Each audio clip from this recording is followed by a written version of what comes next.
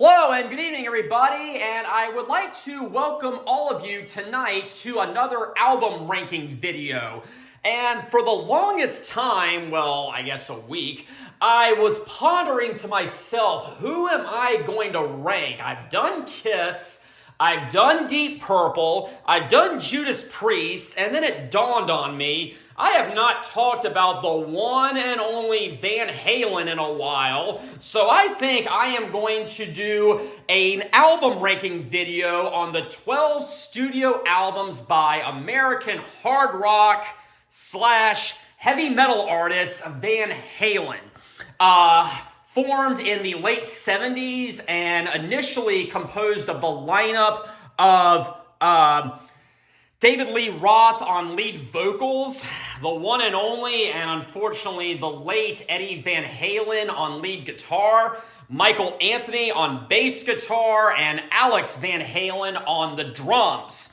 And their lineup has not really changed that much aside from the lead singer and in their latter years, the bass player, but they definitely left a very, very huge impression on the music industry, and they definitely had a huge impact on my life, and that is why I want to talk about them tonight. Now, I gotta give you all a disclaimer before I get started. I am gonna go ahead and say this right off the bat and get everything out on the table. I do not mind the Sammy Hagar era. That's right. I think there was some good music there. I thought some of those albums were very enjoyable. So if you clicked on this hoping I would just trash the Sammy Hagar era, I am very sorry, but that is just not going to happen.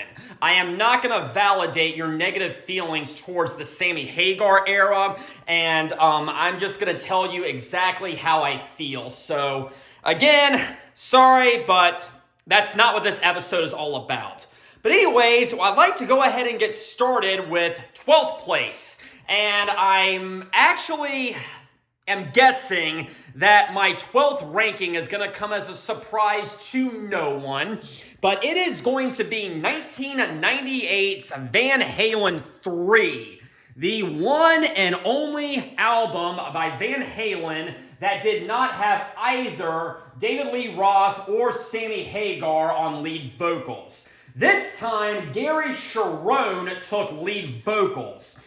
Basically, in the mid-90s, things fell apart with Sammy Hagar. They attempted a reunion with David Lee Roth that never quite worked out. So, for their next album, they decided to get ex-Extreme lead vocalist Gary Cherone to helm the microphone for Van Halen III.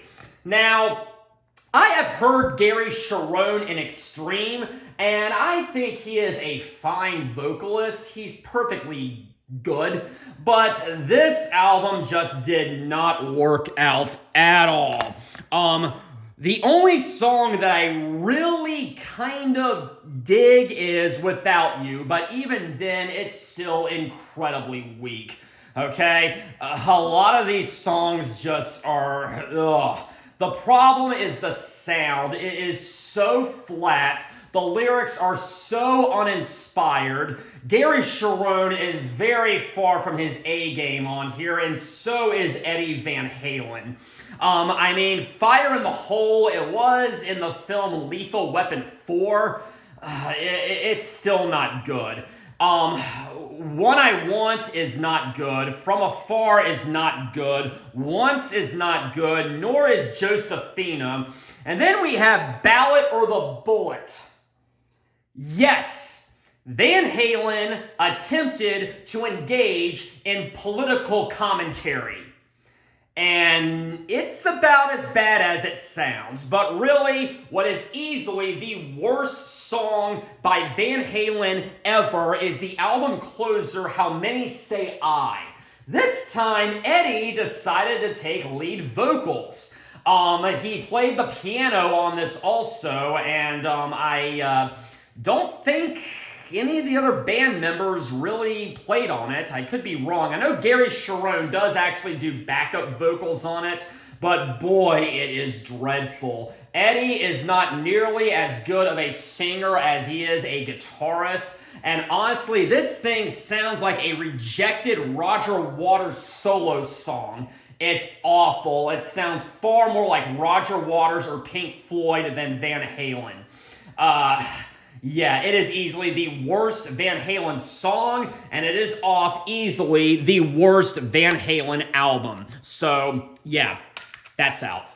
Okay, 11th place. People, I feel, are either going to really agree with me on this one, or I am going to get a lot of criticism for this pick. I honestly do not know. But, I tried to get into this album, and there are some highlights on it. Let me be clear, there is a huge jump in quality going from 12th place to 11th place. But still, this one does not hit the mark as much as I was hoping it would. And that is actually going to be their very last album, released in 2012, entitled A Different Kind of Truth. This is the one and only Van Halen album that does not have Michael Anthony on the bass guitar. Instead, Eddie's nephew, Wolfgang Van Halen, actually takes over bass guitar on this album. And this was touted as their big epic reunion with David Lee Roth after all of this time. And, yeah, it's, as I said, it's not as good as I thought it would be. Tattoo was the big lead single from this album, and I don't like it that much. I think it was a pretty weak song to choose as their big lead single. She's the Woman is probably the best song on here, and I do kind of dig that one. I think it is pretty good. It's got a nice beat, nice swinging rhythm to it. I like it. You and Your Blues is pretty forgettable. So is Chinatown. Blood and Fire is actually based off a demo that they did back in the 80s, I want to say. I could be wrong. And I did like it the first couple of times I heard it, but the more I heard it, the more I was like, this really isn't that good. Bullethead, Honey Baby Sweetie Doll are pretty forgettable. The Trouble with Never, yeah, I think that's the one where they, not so subtly incorporate the title of the album into it. They did play that one live the one time I saw them. I don't really care for it.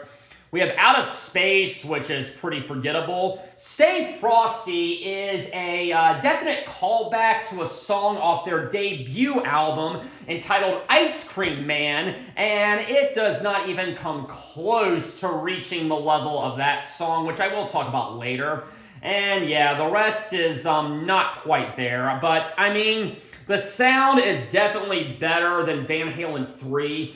Roth, for all of his faults, he sounds competent, at least on the album. I wish I could say the same for him in concert. I did see Van Halen for the one and only time during this tour, and I gotta say, I have never been so pumped for a concert and so incredibly disappointed. But the album itself is not nearly as bad as that tour was. But, yeah, if they were going to go out on a high note, this wasn't really the best one to go out on, but I can say this, it's better than going out with Van Halen 3, so yeah, there we go. Okay, we now come to 10th place, and I initially had this one in 11th place, but I changed my mind because I do think the songs are a little bit better than A Different Kind of Truth. But still, by this point, they were kind of diving into the whole grunge fad that was taking place during the early 90s, and that is going to be 1995's Balance. And actually, one of those kids is Wolfgang Van Halen. I'm not sure which one. I don't think I really want to get too much further into this album cover, but he is on this album cover, so that's a pretty... useful or not so useful bit of trivia. But this was the last album that had Sammy Hagar on lead vocals. And I gotta say, The Seventh Seal is actually a really good song. I really actually do like that one. I think it's a great album opener. I think it's not one of the sappy love ballads that this era of the band unfortunately gets stereotyped with. I do think it's a pretty solid song. Can't Stop Loving You is unfortunately a ballad, which I don't really care for, but it's okay. They could have done worse. Don't Tell Me What Love Can Do is probably the best song on here. At first, when I heard it, and by the way, I want to say it's a tribute to the late Kurt Cobain of Nirvana, but I didn't think it really worked the first time I heard it. But in my latter years, I've heard it a few more times, and I definitely appreciate it a lot more, and I think it is a good song. Amsterdam is about the activity that commonly happens in Amsterdam. I think I've said enough there. Big Fat Money is pretty ridiculous. Sammy basically, I can't even describe it, but he's singing with no backup at all. The rest of the band hasn't come in yet, and it sounds pretty ridiculous. Strung Out is a very melodic instrumental. It's only about a minute or so, but it fades into Not Enough, which is a piano ballad that, again, just happened to be the band's big lead singles during this era, and it's pretty sappy, but I'll admit they could have done worse. The rest of the album may be a little bit flat, but as I said, in my latter years, I have come to appreciate this one a lot more, and I do not mind feeling. But this is something that I am going to be talking about over the next couple of albums or so. Like I said, the Sammy Hagar era has become synonymous with over-the-top and sappy love ballads, and I gotta be honest, there are two of them on this album. The rest of the album is the same style of music that initially made the band famous. Is it as good? Obviously not, but I'm not ready to call this album a sellout as some have referred to it as. So that is 10th place. 9th place is going to be the one that came right before it, and that is going to be 1991's For Unlawful Carnal Knowledge. Do you see what they did there? I'll admit, as a kid, I did not initially catch on to it. It took me a couple of years, but I finally figured it out. So there's that. But for the album itself, I think it is pretty solid. There are some pretty good songs on here. Pound Cake I like, okay? The two albums that came before this, the band, like I said, had received a lot of criticism for softening their approach, which I don't fully agree with, but I feel they were kind of trying to overcompensate on this one because there's very little keyboards on this one. Most of it is devoid of any synthesizers or pianos, and most of it is a lot more hard rockin' than what came before, but I love Pound Cake. Very fun song. I like Judgment Day also. Spanked, I am going to take a pass on. I probably shouldn't say much more. But it is in line with the title of this album. Run Around is probably my favorite song on here. I love Run Around. It's incredibly catchy. Pleasure Dome, from what I understand, is kind of sort of a tribute to a Rush song called Xanadu that I will talk about later at some point when I get around to it. I definitely will. In and Out, probably not my favorite, but Man on a Mission starts out with a very cool intro. I'm not sure if it's a guitar or a synthesizer, probably not a synthesizer, but it's got a pretty good rhythm to it. I like it. The Dream Is Over, I think, is very underrated. I think it's probably one of the better songs from the quote-unquote Van Hagar era, and it's often overlooked. But the big hit single from this one is Right Now. Starts out with some pianos, but then it starts kicking in, And, well, it is well written. Is it the greatest Van Halen song ever? No, but I think it is a very solid effort, and if it's on the radio, I am going to listen to it. It was actually the very first Van Halen song I ever heard, and I didn't quite latch onto it initially, but now I have. 3:16 is an acoustic instrumental, but I do like Top of the World. From what I understand, it's got a similar beat to a song called Jump that I'm going to get to in a second, and I'm not quite hearing it, but that's apparently a fact, so there's that. So that is 9th place.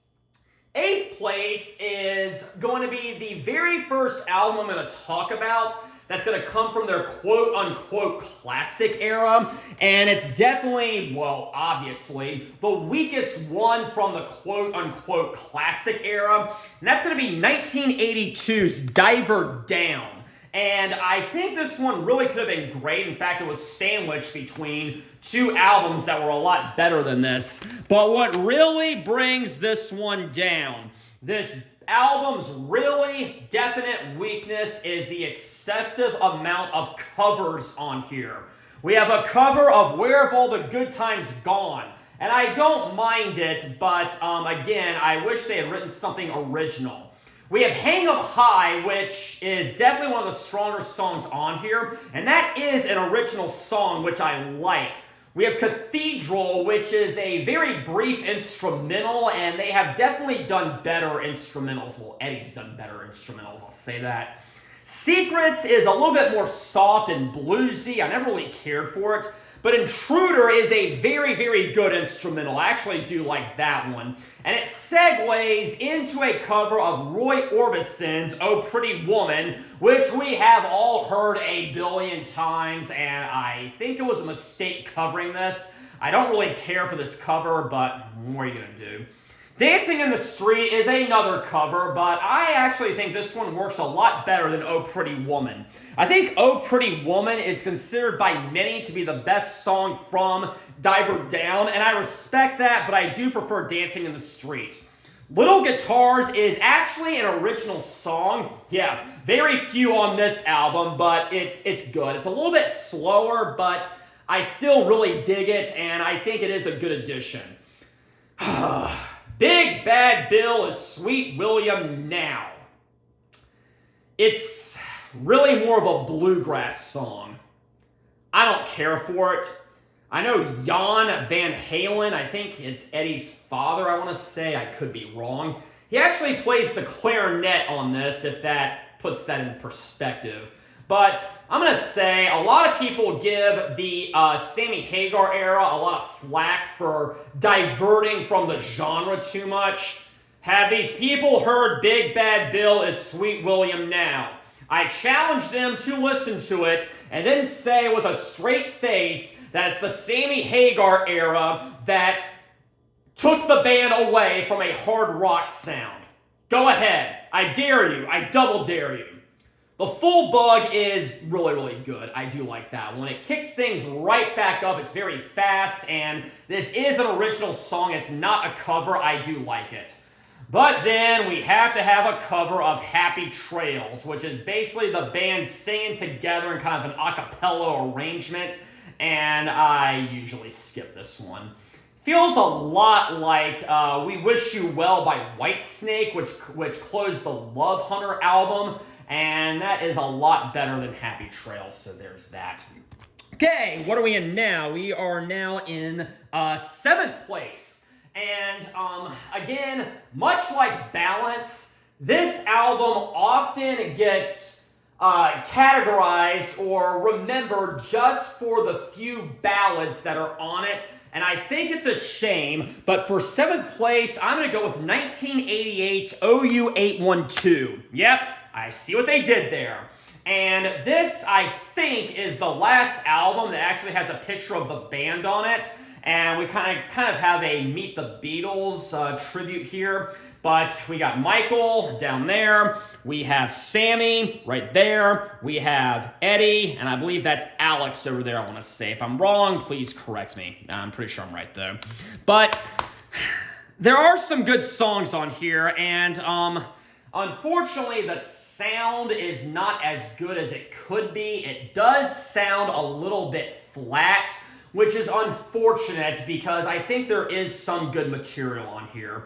I mentioned this in a previous episode of Album Rant, but for some reason, the song listing on here does not go in order of the album.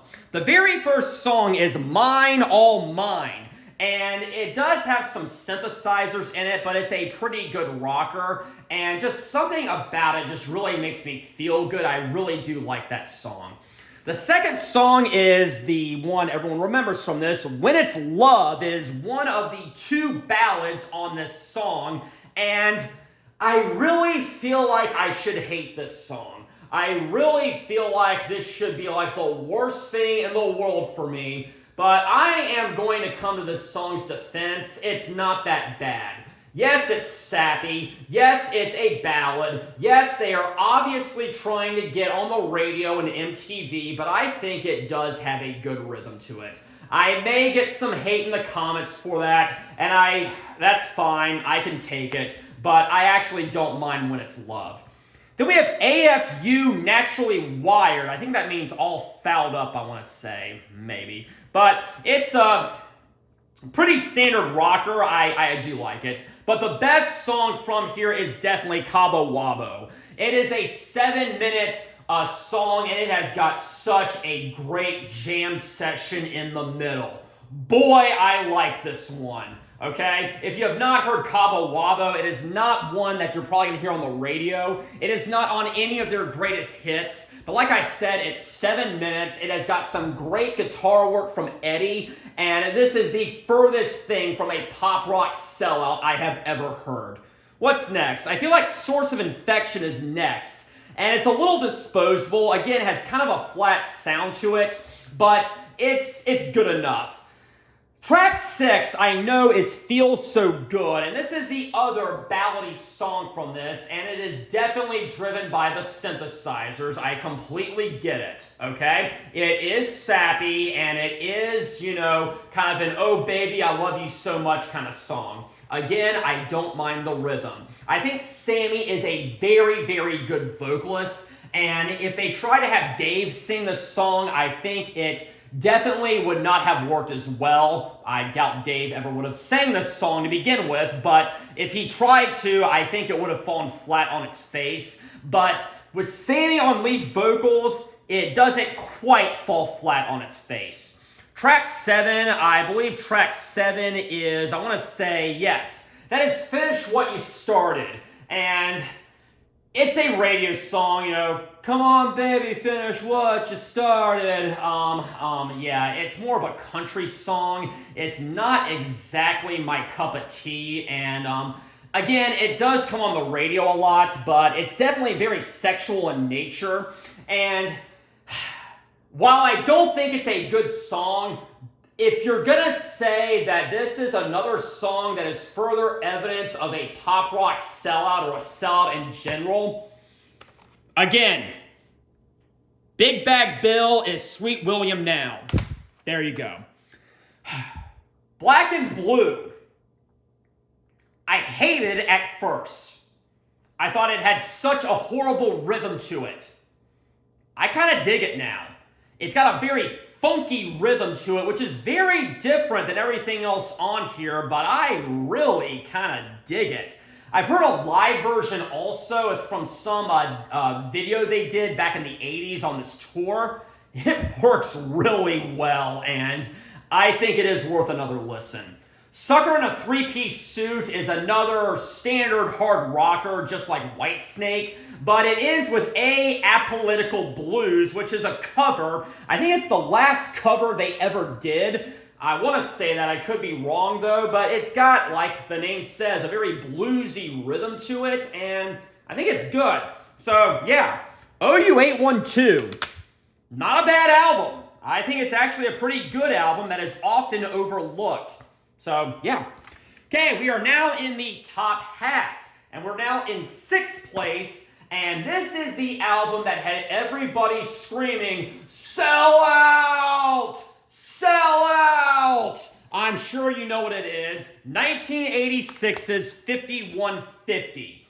This was the very first album with Sammy Hagar on lead vocals. And before I get into it, yes, there are 3 songs on here that had synthesizers. Why can't this be Love, Dreams, and Love Walks In? I get it. It was MTV bait. It was radio bait. It worked. They got music videos, I want to say. I know they've been on the radio, but here's the thing. That's 3 songs. There are 9 songs on here. Good Enough is just as hard rocking as what came before it. Get Up has a killer guitar intro on it. Yes, I challenge you again to listen to that song and tell me that is a pop rock sellout. I already talked about Dreams. It's got some synthesizers in it. It is definitely a ballad. It's not a bad ballad. I think it's well written. I do like the rhythm to it. Summer Nights I Love. Best of Both Worlds, I think, is a really good song. This is the 4th big radio song from this album, and it does not feature any synthesizers as far as I can tell. But yes, we all know it sounds a lot like Celebrate Good Times, Come On! Dun, dun, dun, dun, dun, dun, dun, dun. I like it. I think it's a good song. 5150, the title track, is pretty decent, as is Inside, which seems to have a lot of self-aware humor in it, which I kind of appreciate. But I do not feel that this is a pop rock sellout. Yes, it had 3 songs that were definitely more synthesizer driven than what came before it, but the rest of the album is still the same hard rock song of the Roth years, which I am now going to get to. I am now going to come to 5th place, and this is an album released in 1984, entitled 1984. Very last album for a long time with David Lee Roth, and if you thought 5150 was a pop rock sellout, well, this album had just as many hints at pop rock that 5150 did. Like the title track, it is pure synth pop. And then Jump, which is also synth pop. But it does kind of have a rockin' beat behind it, but still, it is driven by the synthesizers. Now, I think Jump is a much better song than Dreams or Love Walks In, but the fact still remains it is primarily driven by the synthesizers, but it's still a really, really good song. Panama, I do really dig. Panama is probably the other big hit single from here. It's definitely the one that people remember the most, and yeah, it's fast, and it's got a good beat to it. I love it. Top Jimmy and Drop Dead Legs are a little forgettable, but they're not bad. But then we have Hot for Teacher, and for someone like me, that song is a little uncomfortable, but still, it's a great song despite the obvious humor inside of it, but it really definitely works. I'll Wait is really the first song I think they did where they attempted to make a ballad. It works pretty well, but this is also very much driven by the synthesizers, much like those 3 songs from 5150. Girl Gone Bad is a little disposable also, but House of Pain is very, very underrated. I love that song. This one comes out swinging. It's got some killer guitar work right at the beginning, and it's very fast and very, very hard edge to it. And it doesn't really follow the typical standard verse-chorus arrangement. They definitely do some weird things with it, but I think it works incredibly well. Definitely worth a listen, and one of the most underrated Van Halen tracks I think there is. Okay, we are now in the top 4. And in 4th place, I am going to go with an album that I initially took a very long time to get into, but you know what they say, better late than never, and that's 1981's Fair Warning. 4th album altogether, and 4th album with David Lee Roth on lead vocals. Kicks off with Mean Street. I don't know what it's about. I don't know if it's about the Robert De Niro movie. Your guess is as good as mine. But it's got a great guitar solo at the beginning. And I do know that in concert, even though they don't usually play Mean Street, they did incorporate pieces of that guitar solo into Eddie's big guitar solo. Dirty Movies is a little bit softer. It's a little bit bluesier, and we definitely had a lot of blues influences on this one. Center Swing definitely comes out punching, and it's pretty fast, and I like it. Hear About It Later is it's slower, and it does have some synthesizers in it. Not as much as Jump or Love Walks In, but you can definitely still hear it. Unchained is, I think, the big song everyone remembers from this one. I think this was the big hit single from this one, and it's a great party anthem. Very fast, very raw, I love it. And we have some more self-aware humor in the middle. In the interlude, Dave kind of takes over for a bit, and he goes, "Hey man, that suit is you. You'll get some leg tonight for sure. Tell us how you do." Then we hear producer Ted Templeman from the studio go, "Come on, Dave, give me a break." "Okay, one break coming up." It's a great song. I love it.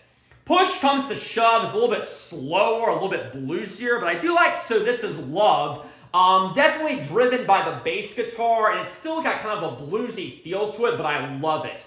But the last two songs kind of go together. Sunday Afternoon in the Park and One Foot Out the Door. Very, very underrated, okay? Sunday Afternoon in the Park is again led by the synthesizers, but this is not upbeat, oh baby, I love you kind of synthesizers. This is dark and it's gothic and it works so incredibly well. And then it segues very nicely into One Foot Out the Door. And Dave sings a verse and a chorus, and then it fades out with a guitar solo. And the guitar solo is pretty killer. Kind of wish it was longer. It's kind of like, you had me. You grabbed me. I was engaged in this, and then it just fades out. But, I guess it's better not to overstay your welcome. Whatever, but come on, man. 1 minute, 56 seconds. You could have done better than that. But that is my pick for fourth place. Third place is, again, going to be an album that it took me a while to get into, but I am so glad I did. Their third album overall, 1980s Women and Children First. I bought this, I believe, when I was a freshman in college, I want to say. I heard a few songs on it, and I kind of forgot about it. But then my senior year of college, I picked it back up, and I'm like, yeah, I'm definitely into this. But it kicks off with And the Cradle Will Rock, which is definitely the song most people remember from this one. And it's slower. It's kind of silly, but I like it. But my favorite is definitely Everybody Wants Some. Definitely very sexual in nature, but it's got a very dark feel to it, which I love. And that chorus is just absolutely incredible. Dave is killing it on this. The entire band is killing it on this. No synthesizers at all. This is pure, straight, raw, hard rock. Fools is another very underrated song. Okay, it starts out with kind of a bluesy little guitar intro, but once it gets started, it's fast, it's got a nice punch to it. It's like dun dun dun dun dun dun dun dun dun dun dun dun dun. It's incredible. You need to check it out. Romeo Delight is a lot faster. They did play this when I heard them on tour, and it's a pretty decent song. I just wish that Dave would have actually sang it instead of putting on a comedy routine. Ugh. Tora Tora is an instrumental, fades into Loss of Control, which is, again, pretty aggressive, pretty hard edge, and I really, really like it, but it may not be quite as well written as some of the other songs on here. Take Your Whiskey Home starts to get a little bit more bluesy and was never quite my favorite, but I still kind of dig it. Okay, guys, could this be magic? Again, people say that in the Sammy Hagar era, the band got soft and turned into, again, a less of a hard rock band. Again, listen to Could This Be Magic? Okay? That is about the softest thing I think they ever did. It's an acoustic song. I don't really care for it too much, and a simple rhyme is very good. It's pretty fast, but it probably could have benefited from an additional punch to it. But, great closer, great album. I love it. Second place is going to be an album that took me even longer to warm up to. When I first heard it in high school, I thought it was a significant step down from the one that came before it. Then I heard it some more after I got out of college. I picked it up again. Wasn't really digging it that much, but I was like, that's it. This isn't that bad. But then I finally heard it on vinyl, and it blew me away. And I'm like, I was wrong the entire time. My number 2 pick is Van Halen II, released in 1979. We have, if I can zoom in, a cover of You're No Good, the Motown song. This thing is not upbeat, it is dark, and I love it. Dance the Night Away is the big hit from this one. It's great. Somebody Get Me a Doctor is beyond overrated. Sorry, not overrated, underrated. I love it. It may actually be the best song on here. At first, I thought it was disposable and stupid. Now I think it's, again, pretty dark, but it's got a very raw, aggressive feeling to it. I love it. As I do Bottoms Up and Out of Love Again. Light Up the Sky may be the weakest one on here, but it's okay. Spanish Fly is an acoustic instrumental, and while I don't really care for acoustic instrumentals, Eddie does a great job on this one. I do like DOA, Dead or Alive, and Women in Love. Women in Love is definitely one of the weaker ones on here, but I still love it. But Beautiful Girls closes it out very, very nicely. This thing picks things right back up. Great guitar intro from Eddie. Dave he's very great on the vocals on this one. I love the rhythm. I love the beat. It's great. And I gotta be honest, probably the weakest aspect of this album is probably David Lee Roth. I never really thought he was the best singer. Yes, he was obviously with the band when they wrote the best music, but I definitely thought he was the weakest link in Van Halen, which I'm sure some people will disagree with me on, and that's fine.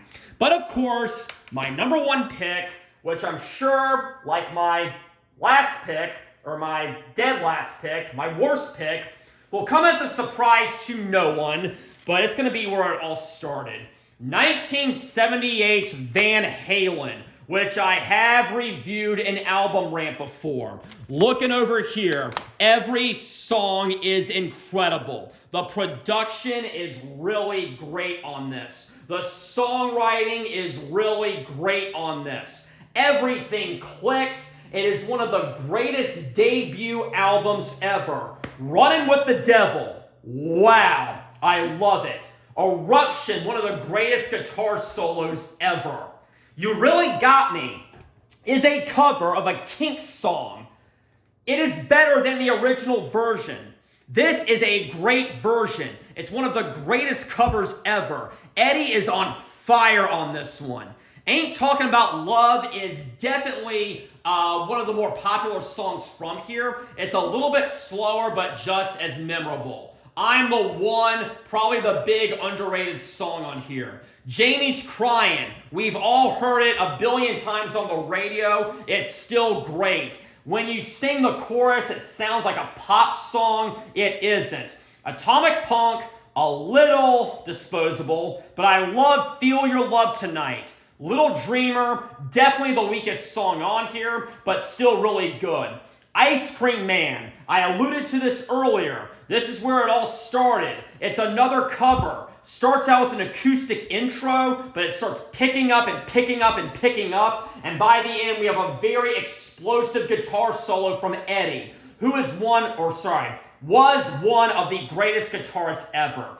And then On Fire does not get the recognition it deserves. Great album closer, very explosive. I love it. This is one of the best albums out there, and it's definitely, in my opinion, the greatest Van Halen album ever. So just to recap, number 1 was Van Halen.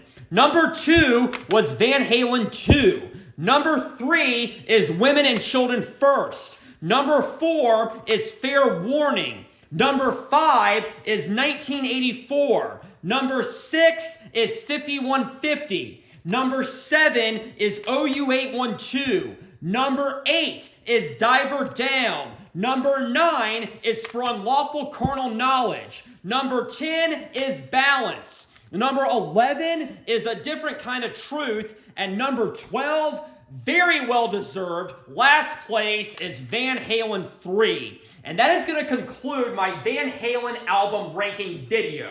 Thank you very much for joining me tonight. Next time, I'm going to look at a once great band before they lost their way. But until then, have a very pleasant evening.